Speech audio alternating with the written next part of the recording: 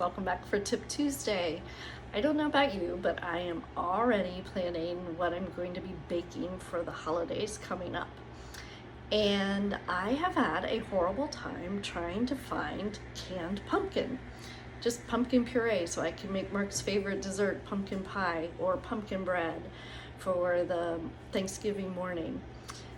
It's really nowhere to be found, or if it is, you can only get a can or two if you're lucky. But have been able to find an awful lot of these little babies, pie pumpkins. They're readily available in the produce section of most grocery stores, and I even found them at my garden center this past weekend. So I'm gonna make my own, and I thought today's tip could be about how to make your own pumpkin puree. It is actually really simple to do. So hang in with me. I'm going to move this and show so you can hopefully see what I'm doing a little bit better. What I did was I bought a little pie pumpkin. I'm gonna cut the stem off, and it's got a not so pretty side, doesn't matter really for what I'm doing, but I'm gonna make a slice there. The reason I'm doing this, I'm gonna slice off just a tiny little bit.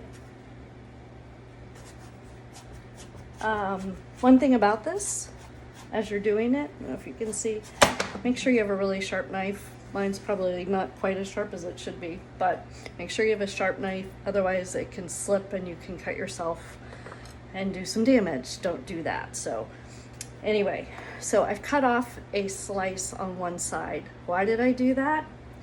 Because I don't want this baby rolling all over the place as I'm trying to cut it. If I were to try and cut it like this, it's gonna roll everywhere. So lay it flat. Let me move this back a little bit. You're not seeing. There we go. Lay it flat on that side I just cut off. And now I'm going to cut the stem off. Why am I doing that? It's not it is pretty, but I don't need it for what I'm doing. So I'm going to cut the stem off. The other thing about the stem is I'm going to end up cutting this pumpkin kind of in half, and the stem is really hard and you really can't get through it. So just cutting that off makes it that much easier. Okay, so now I have my pumpkin. I'm gonna cut it in half. And again, sharp knife. And what I do is I kind of rock it a little bit until I get going. And there we go. And just cut through just like that. Super easy. Slide her around and cut all the way through. There we go. All right, now I have my half pumpkin.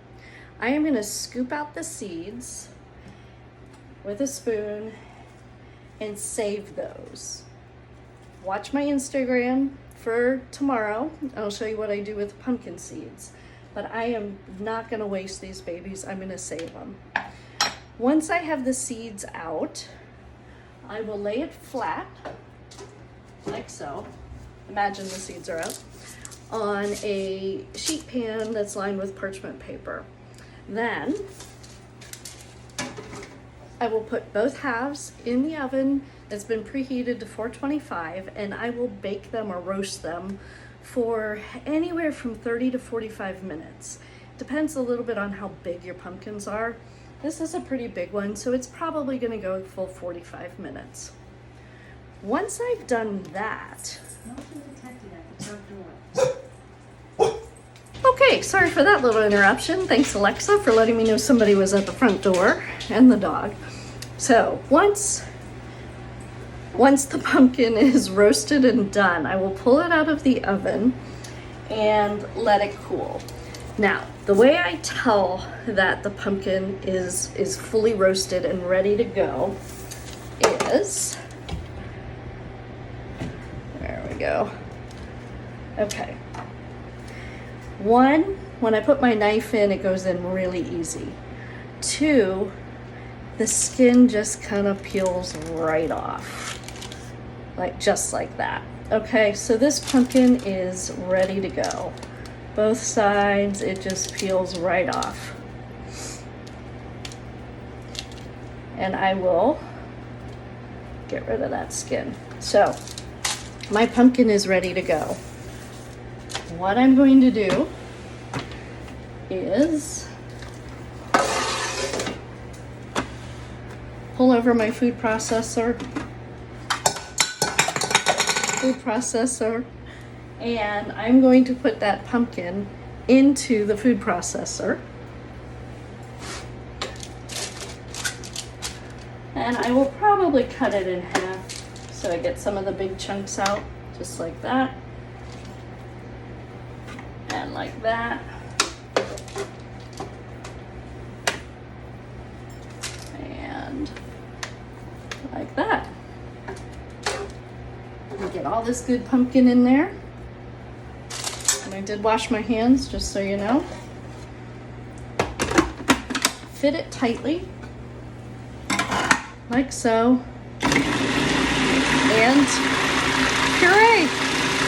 It will take a minute or two, and I might have to go in and just kind of push it down a little bit. I might have to go in and push it down a little bit to really get it nice and pureed, the fully pureed. But once I do, it's ready to go.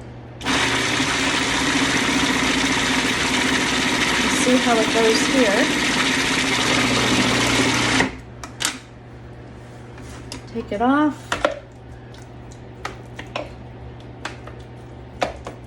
Push it down. If you don't have a food processor, a blender will work just fine. Just keep pureeing it until it's done. Don't add any liquid to it, it'll make it too liquidy. You just want the pure pumpkin. And honestly, that's what Libby's or any other canned pumpkin is. It is just pure pumpkin, nothing added.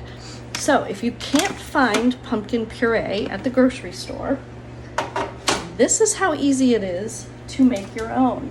And once it's made,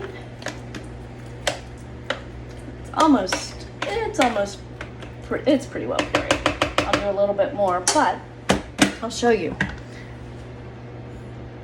Canned puree, just like what you get in the can. Once it is all pureed like that, I will measure it out in probably 1.5 2-cup measures, pack it up in bags and label it and freeze it. And I have now pumpkin puree to make my pumpkin pies, to make pumpkin bread or muffins, or even pumpkin soup. So that's how you make your own pumpkin puree. About 30 to 45 minutes in the oven. Let it cool, scoop it out, run it through the food processor. It takes maybe a minute to do that, and you are ready to go. So that's it. Tip Tuesday. Make your own pumpkin puree.